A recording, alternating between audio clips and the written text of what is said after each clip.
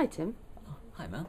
So, I understand that you have taught exam classes before. Yes, I have. I've taught some first certificate and Cambridge Advanced. One's a proficiency as well. And where were you teaching them? Mainly in Spain. Mhm. I was teaching to monolingual classes. Okay, lovely. So is it the same as teaching general English? I would say there's definitely some differences. Mainly, like the focus of the motivation of the students is obviously very, very clear. General English, a lot of people they know they want to speak English, but there's not a real aim or final goal there. It's just I want my English to get better. Whereas obviously the clear goal is to pass the exam. So there's a clear motivation there, which is one thing, and also that it kind of can narrow down the choice of activities as well, because obviously you need to prepare them to pass the exam, which sounds very obvious, but different exams have very specific formats, and so there's a bit of exam technique training as well as English training. I think particularly with the Cambridge main suite exams, some of the sections are very specific, so exam technique is almost as important as increasing their knowledge of English. Not to say that obviously their knowledge of English isn't important.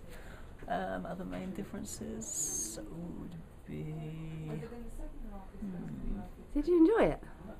It can be really rewarding, actually, yeah. If you have a good class who do have this self-motivation, they aren't just getting pushed to do it by their parents and don't really want to be there, but a lot of classes they really actually they want to, so there's a real motivation in there and enthusiasm to learn. And when you have those particularly when you have kind of borderline classes that you know that you can get over the line, it can be rather demotivating as a teacher if you have a hopeless case in your class, but that doesn't happen that often. So yeah, and it's a real, I think the students, if they, and hopefully they do pass the exam, then they have a real appreciation for you, and which more so than in a general English class as well. So I want you to imagine, there's a new teacher come to your school, and the director of studies says she's got to teach FCE. What tips are you going to give her? Don't panic first, it's not that much more difficult. Sometimes in a way it can be easier, because there are times when it is justified just to let them practice past papers of exams. So there are certain aspects that make planning easier from that point of view. There's also a huge amount of resources as well, and that are very clear on focusing on certain aspects of the exams. So go have a look at the materials. There are some very good books as well that they can use as a framework. Don't think of it as that different. I guess, even though there are obviously, as mentioned, differences, but it's nothing to be intimidated by having an exam class.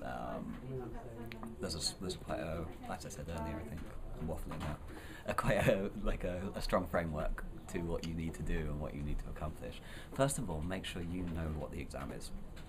Have a look at the past papers yourself, have a look at the comments on marking and what the examiners are looking for. So then you can obviously know what to pass on. Also, I think needs analysis can be even more important in an exam class than in general English.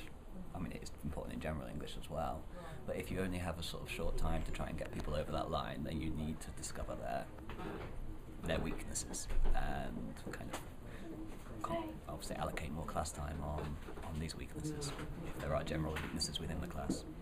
Thank you very much, Tim. Okay, you're welcome.